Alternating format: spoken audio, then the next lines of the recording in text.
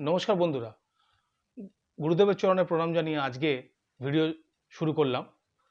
অক্ষয় তৃতীয়ার কিছু বিশেষ টোটকা বা পালনীয় কর্তব্য বা কাজ নিয়ে আজকে আপনাদেরকে বলবো, যেটি খুবই গুরুত্বপূর্ণ। অবশ্যই পুরো ভিডিওটা দেখবেন। অক্ষয় তৃতীয়ার দিন কয়েকটি কাজ আপনার সৌভাগ্য বৃদ্ধি করবে। এই দিনে শুরু করা কাজ, যে কাজটি শুভ কাজ, সেই কাজটি আপনার আগামী দিনের সৌভাগ্য এনে দেবে, বহন করবে। কেননা অক্ষয় কথার অর্থই হচ্ছে কোনো যার ক্ষয় নেই। এই দিনের আপনার করা দান, সৎকর্ম, পুণ্য যা আপনি অর্জন করবেন তার সুফল কখনো বিনাশ হবে না। কয়েকটি টোটকা বা পালনীয় কর্তব্য আপনাদেরকে বলে দিচ্ছি, সেগুলো অবশ্যই করবেন। এই দিন সকালবেলা স্নান করে, যদি গঙ্গায় স্নান করতে পারেন খুব ভালো হয়। গঙ্গা যাদের পাশে আছে তারা গঙ্গায় স্নান করুন, অবশ্যই স্নান করবেন গঙ্গাতে যদি সুবিধা থাকে। যদি না থাকে তাহলে স্নান করে নেবেন সকালবেলা। স্নান করে নিয়ে শুদ্ধ বস্ত্র পরিধান করে ফেলবেন। বাবা মাকে প্রণাম করবেন, যাদের বাবা মা নেই তারা বাবা মার ছবিতে প্রণাম করবেন। লক্ষ্মীনারায়ণ পুজো করবেন সকালবেলা। লক্ষ্মীকে পদ্ম দেবেন এবং নারায়ণকে তুলসীর মালা প্রদান করবেন। সিদ্ধিদাতা গণেশকে পুজো করবেন। এই দিন অবশ্যই আপনারা চেষ্টা করবেন সোনা বা রূপা এই ধরনের কিছু কিনতে। যদি না পারেন তাহলে কিন্তু কোনো মেটাল কেনবার চেষ্টা করবেন, মেটাল জাতীয় কোনো জিনিস। তুলসী বা লজ্জাবতী গাছের চারা লাগানোর চেষ্টা করবেন যদি সম্ভব হয়।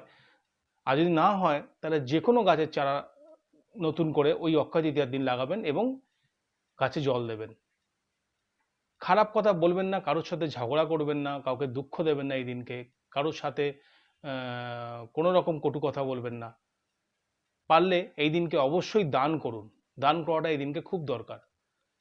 পুরনো অকেজ জিনিস, ভাঙা জিনিস, পুরনো ঝ্যাঁটা, পুরনো জুতো, ছেঁড়া জুতো, ঝুল, ময়লা যা আছে তা আগের দিনকে কিন্তু অবশ্যই পরিষ্কার করে রাখবেন।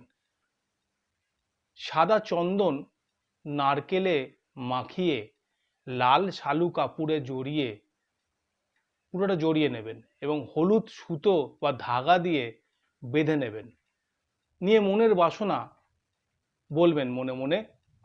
বলার পরে বাড়িতে বা ফ্ল্যাটের পূর্ব দিকে ফাঁকা জায়গায় গিয়ে রেখে দেবেন। পেছনে ফিরে কিন্তু তাকাবেন না। এটা অবশ্যই করে দেখবেন। আরেকটি জিনিস আপনাদেরকে বলে রাখছি, এটাও খুব উপকারী, ফল অবশ্যই পাবেন। একটি ছোট ঘট নেবেন, ছোট ঘট, বেশি বড় ঘট নেওয়ার দরকার নেই। সেই ঘরটা জব দ্বারা পূর্ণ করবেন। একটি সিঁদুর দেওয়া পান নিয়ে নেবেন বা পানে একটু সিঁদুর লাগিয়ে নেবেন। তার মধ্যে সুপুরি নেবেন, লবঙ্গ নেবেন, হলুদ নেবেন, একটা কয়েন নেবেন আর একটা কড়ি নেবেন এবং পুরো জিনিসটা লাল শালু দিয়ে বেঁধে নেবেন টাইট করে। করে নিয়ে ঠাকুরের যে আপনার ঘর আছে বা লক্ষ্মীনারায়ণের যে বেদি আছে সেই বেদিতে আপনার মনস্কামনা বলে এক কোণে রেখে দেবেন। দেখবেন অবশ্যই আপনার ভাগ্য খুলে যাবে, আপনার সৌভাগ্যের দ্বার খুলে যাবে, ভাগ্যদেবী সুপ্রসন্ন হবেন এবং আপনার অবশ্যই শ্রীবৃদ্ধি ঘটবে।